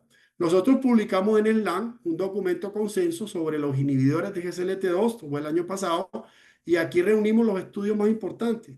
Fíjense, una muestra de 73.000 pacientes, 3 estudios, donde en general estos medicamentos logran reducir el desenlace renal en un 38%, pacientes diabéticos. Y sabemos hoy en día que en enfermedad renal crónica uno la divide en diabética y no diabética. En diabética hay que colocarlos independientemente si hay albuminuria o no, con tasas de filtrado mayor de 20 para iniciación. Y en enfermedad renal no diabética, si hay falla cardíaca, hay que colocarlos. Si hay albuminuria mayor de 200, hay que colocarlos. Esto viene siendo con nivel de evidencia 1A, y de pronto donde la evidencia es un poquito menor, en enfermedad renal no diabética con albuminuria más baja. Esos son con los inhibidores de GCLT2. Con finerenone, esto es muy importante recordarles que en inflamación hay varios mecanismos. El paciente con diabetes y enfermedad renal se inflama por la glucotoxicidad intrarrenal. Hay sobreexpresión del cotransportador GCLT2, por eso hay unos medicamentos que actúan ahí, que son los inhibidores de GCLT2. Hay alteración del factor 1 inducible de hipoxia. Hay también alteración de la DPP4 y hay una sobreactivación de receptor mineralocorticoide. Por eso estos medicamentos son sinergísticos. Entonces, en el paciente diabético, por diferentes estímulos, hiperglicemia, la dieta alta en sal, el estrés oxidativo, hay una sobreactivación del receptor mineralocorticoide que lo que va a favorecer es a la expresión génica, sobre todo la vía génica, de genes proinflamatorios y profibróticos que van a estar ubicados en el corazón, en el riñón y por supuesto en el endotelio. Por eso el paciente diabético va a tener un compromiso cardiorrenal que, dado por inflamación y fibrosis, y uno de los mecanismos es la sobreactivación del receptor mineralocorticoide. En estos medicamentos que son los ARM, hay 3 grupos de medicamentos, de los cuales finerenona viene siendo el de tercera generación. Es un ARM que se diferencia del de primera generación, que es espironolactona, segunda generación de eplerenone, en que primero no es esteroideo, segundo es selectivo y tercero bloquea de manera total por su estructura el receptor mineralocorticoide, a diferencia de los otros dos. Al bloquearlo de manera total, se conoce que es un agonista inverso y su disponibilidad a corazón y riñones 1 a 1, por eso los efectos en hipercalemia son menores que los otros 2 medicamentos. Y actúa en receptores mineralocorticoides tanto en células epiteliales como en células endoteliales, y por eso tiene estos efectos demostrados ya de cardio y nefroprotección y de disfunción vascular. Los estudios ustedes los conocen ya, no voy a profundizar. El estudio Fidelio, que fue hecho en enfermedad renal diabética con albuminuria con objetivo primario renal, resultados positivos. El Fígaro fue un estudio en espejo, fue enfermedad renal diabética cuyo objetivo primario fue cardiovascular, fue un MEI de 3 puntos más falla cardíaca, y el objetivo secundario fue renal, porque en el Fidelio el objetivo secundario fue cardiovascular. Son estudios en espejo, y cuando nosotros miramos el poolet de esos 2 estudios que se llama Fidelity y los dividimos por desenlaces renales, fíjense que en el Fidelity hay desenlaces renales positivos, y en general la reducción de ese deterioro de la tasa de filtrado de un 57% se obtiene básicamente en un 23%. Y cuando miramos los resultados cardiovasculares, ustedes ven en el Fidelity también, hay resultados importantes en muerte cardiovascular, en infarto no fatal, en ACV no fatal y por supuesto en hospitalización por falla cardíaca. Estos estudios son contundentes. Fidelo y Fígaro son más de 13.000 pacientes, logran demostrar que finerenone es un medicamento nefroprotector y cardioprotector en pacientes con enfermedad renal diabética y albuminuria, ojo, con tasas de filtrado más de 25 y potasio normal. Entonces, cuando uno mira las guías, todas estas guías han salido, nosotros también en SLAM publicamos guías y esto básicamente es la indicación de finerenone en estos momentos. Pacientes que tienen enfermedad renal diabética, adultos, con albuminuria, en quien el uso de los IECA-LOHARA2, a pesar del uso de IECA-LOHARA2, el paciente persiste con albuminuria, pero siempre y cuando tener en cuenta filtrado mayor de 25, por supuesto albuminuria mayor de 30 y potasio sérico menor de 5. Viene siendo la indicación de finerenone en estos momentos. Ya hay una evidencia también, ya ustedes saben, en falla cardíaca con fracción de eyección preservada, donde sería el segundo pilar de manejo, pero eso es otro tema, lo que es falla cardíaca de fracción de eyección preservada. Y terminamos con los agonistas de receptor GLP-1.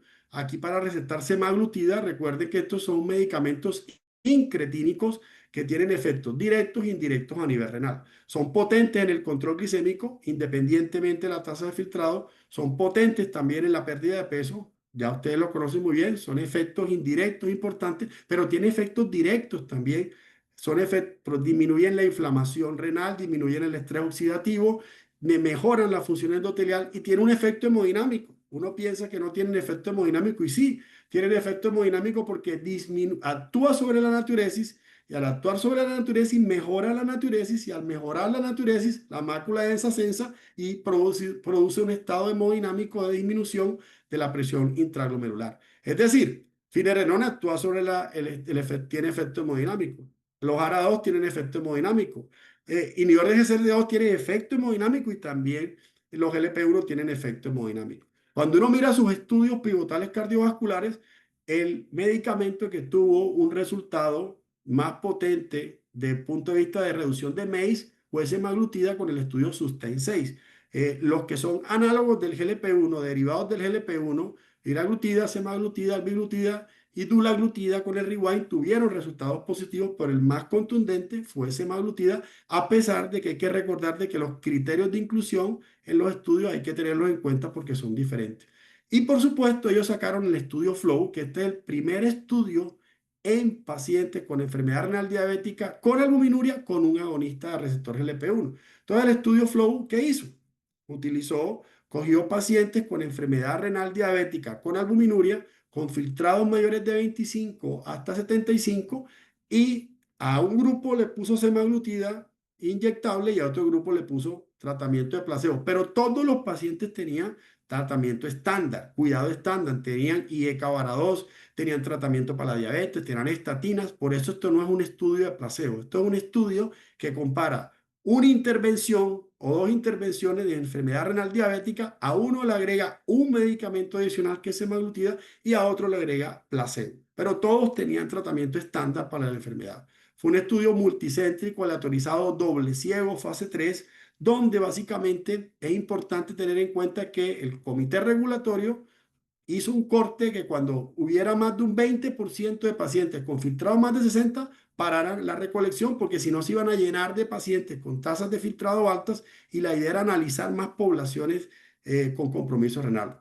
Miren que es un estudio multicéntrico, 3.500 pacientes. Hay una buena validez del estudio externa porque participa Brasil, Argentina, México, colocan pacientes y esto es muy importante. Este estudio fue suspendido por resultados positivos. Miren los pacientes, el promedio de filtrado glomerular era 46, o sea, eran pacientes que tenían riesgo alto, pero miren el promedio de albuminuria fue de 582, o sea, eran albuminurias A3, es decir, que los pacientes tenían riesgo cardiovascular muy alto. ¿Cuál fue el resultado primario? El objetivo primario del estudio estaba compuesto por estos 5 variables, 4 renales y una cardiovascular. ¿Cuáles eran las variables renales? Deterioro de la tasa de filtrado más de un 50%, llegada a diálisis o trasplante, llegada a tasa de filtrado menos de 15, muerte renal o muerte cardiovascular. ¿Cuál fue el resultado del estudio? Positivo para semaglutida. Los pacientes intervenidos con semaglutida lograron una reducción del 24% de ese objetivo primario compuesto renal más muerte cardiovascular. Fíjense que los eventos con semaglutida fueron menores que los eventos con placebo. Y cuando uno mira básicamente los demás análisis estudiados, el MACE se disminuyó en un 18%. Fue un estudio que logró demostrar disminución de mortalidad. Fíjense que estudios en pacientes renales que hayan logrado disminuir mortalidad, está el DAPA-CKD y por supuesto está el estudio FLOW con semaglutida, a pesar de que era un objetivo secundario. Fíjense que el SLOW, que es importante tener en cuenta, la reducción fue de 1.16. ¿Qué quiere decir eso? Desde el punto de vista epidemiológico, cuando el slow total, que incluye el agudo y el crónico, se logra disminuir más de 0.75 centímetros por minuto por año o relentecer, es una intervención nefroprotectora. Cuando uno mira los inhibidores de GSLT2, reducen el slow 1, 1.2, 1.3, uno mira finerenona 1, 1.2 y miren que semaglutida en esta población de riesgo logró reducir el slow en 1.16. Esto es importante porque si ustedes miran a 10 años, multiplican 1.16, a 10 años están reduciendo 10 centímetros más o menos de slow, que es importante tener en cuenta en un paciente con un tratamiento estándar óptimo. O sea, imagínense en los de vida real que no tienen tratamiento estándar óptimo, pues obviamente eso puede ser mucho más la diferencia con el slow. Pero ojo, recuerden que cuando uno mira los estudios, y aquí hay estudios con bloqueo RAS, con finerenona, con inhibidor de GSLT2, siempre hay un riesgo residual. Por eso es importante hablar de terapias combinadas. ¿Y por qué son importantes las terapias combinadas? Porque tienen diferentes targets. Entonces, un solo medicamento no te va a bloquear los tres ejes de progresión. Entonces necesitas utilizar varios medicamentos para poder bloquear los tres ejes de progresión. Y este es un estudio del doctor Brandon Newen, que es un estudio muy interesante, donde analizó básicamente qué tan importante sería utilizar las terapias combinadas. Y aquí lo pueden ver. Cuando uno utiliza terapias combinadas, hay mejoría en el MACE, hay mejoría en la hospitalización por falla cardíaca, hay mejoría en la mortalidad cardiovascular. Miren ahí, hay mejoría en la progresión de enfermedad renal y por supuesto en mortalidad total. Entonces, ya para acabar esta plática, ¿qué dicen las guías? Cuando uno mira las guías de nosotros de nefrología, vemos que en primera línea están las intervenciones no farmacológicas, vemos que siguen como medicamentos metformina hasta 30 de tasa de filtrado, más un inhibidor de GSLT2 hasta 20 de tasa de filtrado, bloqueo RAR y estatina. Pero probablemente esto tenga que cambiar con la evidencia importante de finerenona y con la evidencia importante que tiene básicamente semaglutida, porque si ustedes ven a los españoles, esto salió publicado hace menos de un mes, ya los españoles en su consenso ya colocan básicamente los 4 pilares de manejo en los pacientes con enfermedad renal. Ya está el inhibidor de GSLT2, está el agonista GLP-1, está el inhibidor RAS, está finerenona y está la estatina, que son importantes. Son 5 pilares más las intervenciones no farmacológicas. ¿Que cómo hay que utilizarlo? Eso lo podemos mirar en las preguntas.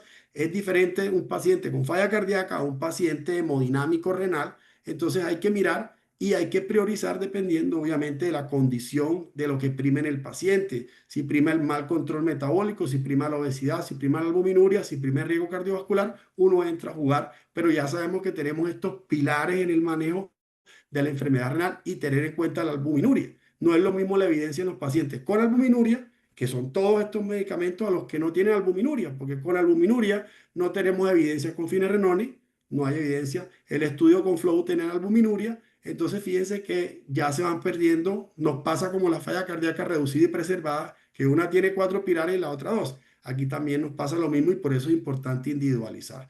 Entonces, no se olviden de estos 4 pilares que son fundamentales hoy en día en el manejo de la enfermedad renal diabética en el contexto del síndrome cardio-renal-metabólico y lo que uno trata de buscar que se vaya enlenteciendo cada vez más la progresión de la enfermedad renal.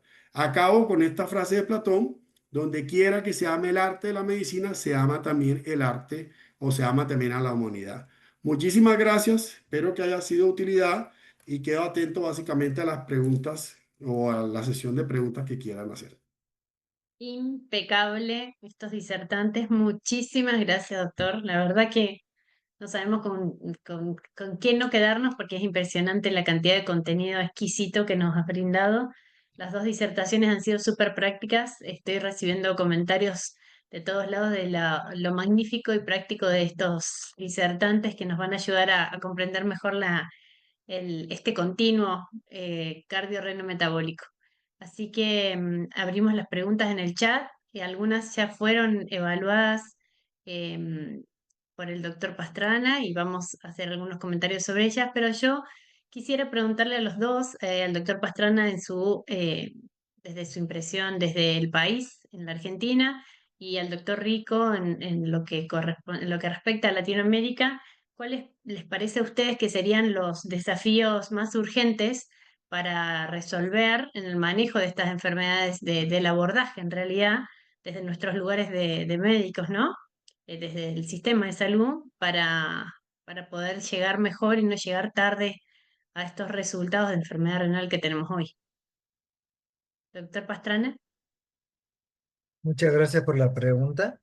Yo creo que una de las cosas que tenemos que favorecer, digamos, es la formación del personal médico, primero, el aumento del trabajo en equipo en el primer nivel de atención y además, ya hablando bien de la cobertura de la medicación, de toda esta evidencia, digamos que nueva que hay con respecto a las nuevas drogas, tratar de presionar, luchar como agentes de salud para una mayor cobertura por parte de las obras sociales porque es muy difícil el acceso a este tipo de drogas. Lamentablemente, el- el- la población sin recursos económicos muchas veces se queda afuera. Doctor Rico. Sí, yo estoy de acuerdo con el doctor Pastrana. Tenemos que comenzar desde el inicio. ¿El inicio cuál es? Diagnosticar más la enfermedad renal. Primero, diagnosticar más la diabetes. Trabajar en la parte preventiva en el estadio cero, porque hay muchas personas que están en el estadio cero y ya sabemos que uno puede prevenir. La enfermedad renal se puede prevenir. Si yo tengo diabetes, yo puedo prevenir que ese paciente haga compromiso renal. Entonces ya tenemos intervenciones que podemos conseguir eso. Fortalecer, y esto es un gran desafío que tenemos, ese subdiagnóstico de enfermedad renal. Les comento en Colombia. En Colombia tenemos programas de salud renal. Hay una cobertura de más del 95% en salud. Y, por ejemplo, yo manejo dos programas de salud renal. ¿Y saben cuánto es la prevalencia reportada oficial en Colombia de enfermedad renal?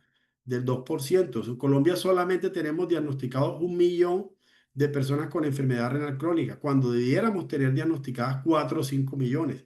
Y eso que tenemos programas de salud renal. ¿Y qué problema hemos identificado? Imagínense que cuando uno mira los indicadores, los médicos hacen creatinina y no hacen albuminuria. Médicos de atención primaria, especialistas, estoy hablando de todo, que están en programas y que al paciente no le hacen albuminuria. Menos del 10% de los pacientes se les pide albuminuria de los que se le debiese pedir albuminuria.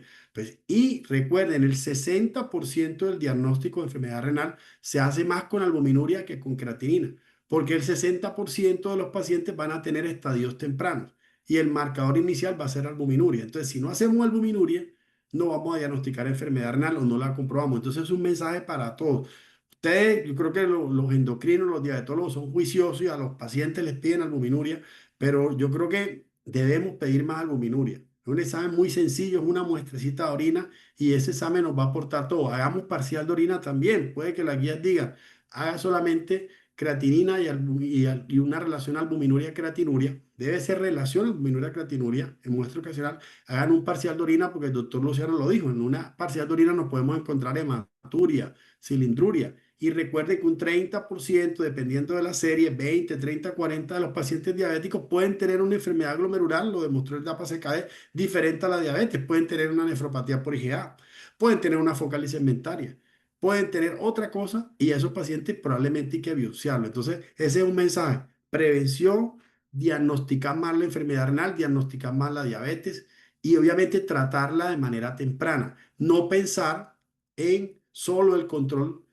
metabólico, sino pensar también en la progresión de la enfermedad renal y en el riesgo cardiovascular, porque nuestros pacientes se mueren de eso. Saber utilizar los recursos que tenemos, saber utilizar bien los medicamentos, porque a veces también una gran falla a veces es del mismo médico que no sabemos utilizar bien. Yo he visto pacientes, por ejemplo, un paciente que ustedes diabético, entonces yo sé que hay que poner GSLT2, si es de riesgo cardiovascular, pero si tienen un paciente diabético con manifestaciones de falla de célula beta, pues no le pueden poner el GSLT2 en el momento, se lo tienen que quitar. Si tienen un paciente diabético con muy mal control metabólico, con glicadas muy altas, pues ese paciente no le pongan el GSLT2 de entrada. O utilicen insulina, si tiene indicación de insulina, o utilicen LP1 y cuando la glicemia se controla un poco más, ahí sí pueden entrar porque pues, ese paciente puede tener riesgo de una complicación con inhibidor de GSLT2. Entonces yo creo que es importante como mensajes eh, para poder tratar bien a los pacientes. Y en renal, tampoco quitémoslo tan rápido. Es GSLT2, la iniciación es de 20, pero se pueden dejar hasta diálisis. Ya, entonces el GLP-1 se puede utilizar hasta diálisis, si se puede utilizar. Entonces yo creo que esos son mensajes importantes para mejorar básicamente estos datos que tenemos de enfermedad cardiorrenometabólica que son alarmantes y que depende de nosotros en parte también el manejo que nosotros hagamos, ¿ya? Y en relación a eso, Doc, nos preguntan en el chat con qué frecuencia recomienda el monitoreo de la progresión renal, que esto fue planteado también en la disertación, pero como para tener un tip claro de cada cuánto citamos a nuestros pacientes y en base a los hallazgos que tengamos, que sería con qué frecuencia podemos citarlos para analizar, por ejemplo, la microalbuminuria, como charlamos recién. Doctor Luciano, si quiere le doy esa parte, usted la tocó. Muchas gracias, Doc. Sí, las guías recomiendan al menos dos. Ahora, en realidad la respuesta más correcta sería depende. ¿Por qué? Porque si yo tengo un paciente que tiene una albuminuria, un estadio A3 de entrada, en la primera evaluación que yo tengo, ¿lo voy a dejar que a 3 meses le tomo de vuelta? No, a ese paciente justamente lo tengo que seguir con mayor frecuencia, ¿sí? O sea, con menores intervalos, digamos, de tiempo. ¿Por qué? Porque yo no sé Claro. si no se me está pasando por alto un síndrome nefrótico o una enfermedad glomerular o estamos frente a un fenotipo de rápida progresión. Entonces, la respuesta correcta es individualizarlo, o sea, hay que adaptar la guía al paciente. ¿Sí? Desde la realidad que nosotros tenemos, desde la primera evaluación que nosotros tenemos. ¿Y cuándo lo Yo estoy de acuerdo citamos? con el doctor Encontramos. Luciano, estoy de acuerdo en la palabra individualización. Nosotros tenemos guías y uno se sigue en guías, pero la parte de la albuminuria hay que ser muy dinámico. Recuerden que él lo dijo muy claro, o sea, si es un paciente diabético, hay que tamizarlo. Tipo 1 y tipo 2, hágale su tamizaje con creatinina y con una relación albuminuria-creatinuria. Y después le puede seguir, si están normales, le puede seguir haciendo controles cada 6 meses o cada año, que no son exámenes costosos. Ahora, normal estoy hablando de menor de 30 albuminuria, pero si el paciente tiene 15 albuminuria, intervengan, porque ya tiene riesgo cardiovascular. O sea, una cosa es diagnóstico de enfermedad renal y otra cosa es riesgo cardiovascular. Si es un paciente que tiene 500 de RAC, ya, yo ese paciente tengo que monitorizarlo rápidamente. Está demostrado que cada 30% que uno baja la albuminuria impacta en reducción de mortalidad cardiovascular y progresión de enfermedad renal. Entonces, por eso estos medicamentos casi todos bajan un 30% de la albuminuria, entonces hay que monitorizarlo y si suman varios, va a bajar más. ¿Cuánto debe ser el valor de albuminuria? Ojalá que cero. Yo sé que eso es una meta difícil, pero uno de pronto tiene 200 y el paciente le baja a 50. Uy, hicimos bastante, pero si le puedes bajar a 40, 30, 20, es mejor. Entre menos albuminuria el paciente tenga, es mucho mejor. Ya, entonces eso también es otro mensaje importante. Por ahí estaban preguntando de inhibidores de GSLT2. Les comento, cuando uno utiliza inhibidores de GSLT2, hay unos que responden a la reducción de albuminuria. Está claro que el que responde tempranamente a la reducción de albuminuria, que es más o menos un 30%, y responden entre 2 y 3 meses, máximo 6 meses, pero en 2 y 3 meses ya la albuminuria está bajando, y el que haga ese dip, esa caída de la tasa de filtrado, son los que a largo plazo van a tener mayores beneficios de nefroprotección. Pero ojo, el que no te responde con albuminuria, ya, no es que no quiera tener, también va a tener beneficios de nefroprotección, porque eso depende del valor de albuminuria. Es decir, que el hecho de que no te baje la albuminuria, no de, ay, no sirvió, no, no, no, no. O sea, tienen mucho más nefroprotección los que bajan más albuminuria y los que tienen la caída inicial de la hiperfiltración. Pero el que no tenga la caída y el que no baja la albuminuria, también va a tener beneficios de nefroprotección y de cardioprotección. No se olviden del corazón, porque estos medicamentos tienen efectos independientemente cardiovascular de bloquear el cotransportador SLT2 en el corazón, intervienen sobre el GLUT1, GLUT4, intervienen sobre un intercambiador que es el NH1, intervienen sobre el calcio intracelular, intervienen sobre la mTOR en el corazón y por eso tiene efectos cardiovasculares que son independientes de bloquear el cotransportador SLT2. Entonces, por ahí estaban preguntando eso también, por eso lo estaba respondiendo. Sí, perfecta la pregunta. ¿Y el tiempo en que uno interpreta si tiene respuesta o no? ¿Cuánto El quizá tiempo la con estos siguiente medicamentos, valoración? mire, depende cómo usted lo quiere evaluar, pero la nefroprotección no se ve tan rápidamente, ¿ya? Por eso los estudios de nefroprotección son más a largo plazo. Y la nefroprotección uno tiene que esperar un tiempo. La albuminuria, si te va a responder, te va a responder, como digo, 2, 3 meses hasta 6 meses. Ya después de 6 meses, pues ya el paciente se va a mantener, pero ya hay que buscar si mejora por otras causas. Pero cuando uno quiere ver nefroprotección, uno tiene que ver, lo puede ver de dos maneras. Si hay disminución del deterioro de la tasa de filtrado, pero ahorita está cogiendo mucha fuerza, es el análisis del slow, de la progresión de la enfermedad renal. ¿Cuánto ralentece la progresión de la enfermedad renal? Entonces hay que esperar a veces 1 año y medio, 2 años. No se desesperen porque recuerden que estos medicamentos al inicio pueden aumentar la creatinina, ¿ya? Por el efecto de hiperfiltración o disminuir la tasa de filtrado. Eso pueden disminuir la tasa de filtrado hasta un 20-25%. Y ya después la recupera y ya después las curvas se empiezan a ver después de 1 año y medio, 1 año, 1 año y medio, 2 años. Entonces no se desesperen, sino esperen básicamente los efectos de nefroprotección. Entonces eso es muy importante, que no los van a ver enseguida. Ya. ¿Dónde ven efectos enseguida? En albuminuria. ¿Y dónde ven efectos enseguida? En falla cardíaca. En falla cardíaca sí ven que las curvas se abren rápidamente. Miran el estudio, por ejemplo, el DAPA HF, que las curvas se abren enseguida. El Emperor Reduce, las curvas se abren enseguida porque hay un efecto hemodinámico hipervolémico en falla cardíaca. Entonces el paciente, tú al mes, a los 2 meses, ves efectos. Pero en nefroprotección los efectos sí son más a largo plazo. Entonces hay que tener paciencia con los pacientes. ¿Ya? Bueno, quería ir cerrando esta charla, la verdad, agradecer nuevamente la participación en el capítulo Córdoba de la Sociedad, bueno, al doctor Rico y al doctor Pastrana, la verdad que excelentes disertaciones, impresionante. Y me quedo con un montón de mensajes para llevar a casa acá, como le dice habitualmente el doctor Rico, mensajes para llevar. Y dentro de esos mensajes también algunas preguntas, porque bueno, empiezo a pensar en esto del síndrome cardiorreno metabólico y de la importancia de la prevención primaria, ¿no? O sea, qué importante es darle el lugar que tiene la atención del médico de familia, la atención del médico que hace el screening y el tamizaje en los primeros niveles. Y de algo que dijo y que mencionó el doctor Rico también, que son los condicionantes de salud, ¿no? Los condicionantes de salud, el tema de los recursos, el acceso a los controles médicos, el acceso de los pacientes. Y en esto que planteó a lo largo de la charla de que es un continuo, ¿no? Entonces, si es un continuo, ¿dónde empieza esto? ¿Dónde empieza? Empecemos por el principio. ¿Dónde está el principio? ¿En lo metabólico? ¿En la adiposidad disfuncional? Entonces, vayamos hacia atrás en este continuo, ¿no? Empecemos a pensar en el principio, ¿no? ¿En dónde está esa disfunción?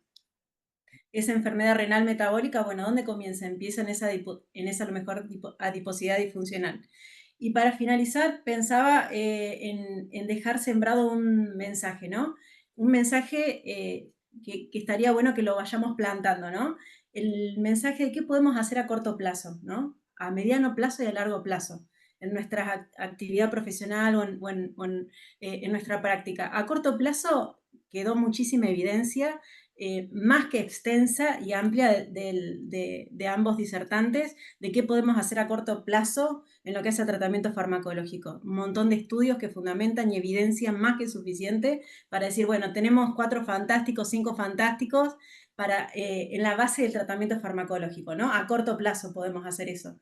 Y bueno, lo voy a cambiar, no voy a decir 4 o 5 fantásticos, voy a decir 4 o 5 chicas súper poderosas que están ahí abajo en el tratamiento en el tratamiento farmacológico, ¿no? O sea, que no nos tenemos que olvidar de los SGLT2, de la evidencia que mostró el doctor de los anales GLP-1, del bloqueo del sistema de renina-angiotensina, de la finerenona, entonces, de las estatinas, obviamente, en toda esa base farmacológica. Eso a corto plazo. A mediano plazo, ¿qué podemos hacer? Tratamiento de los factores de riesgo. O sea, no olvidarnos del tratamiento de la glucemia, no del manejo de la diabetes, del manejo del colesterol, de todos los factores de riesgo, del control del peso, del manejo de la obesidad. ¿Qué hacemos por la obesidad, no? ¿Cómo intervenimos la obesidad? Y a largo plazo, yo creo, y me gustaría dejar este mensaje sembrado, pensemos en las infancias. ¿Por qué? Porque tenemos que pensar en la obesidad infantil y en lo que esa población de obesidad infantil va a significar a futuro. Entonces, empecemos en la familia, empecemos en la alimentación, en la medicina culinaria, en la medicina de estilo de vida. ¿Qué estamos haciendo como médicos o qué mensaje estamos dejando en las escuelas? Entonces, pensemos cómo vamos a actuar como médicos a largo plazo en esto de la prevención primaria y de la enfermedad renal que puede significar a futuro en esas infancias con una obesidad a lo mejor disfuncional. Y cómo empezamos a tamizar muy tempranamente, ¿no? Muy tempranamente a lo mejor en las escuelas. Bueno, ese era un poco el mensaje que quería dejar en relación a estas excelentes disertaciones. Agradezco nuevamente a ambos disertantes y bueno, un gusto haberlos escuchado. Bueno, doctor, le volvemos a agradecer por su participación. La verdad que impecable. El doctor Pastrana por la super practicidad de los mensajes que dejó y bueno, el contenido maravilloso que nos han brindado. Damos por finalizada esta reunión.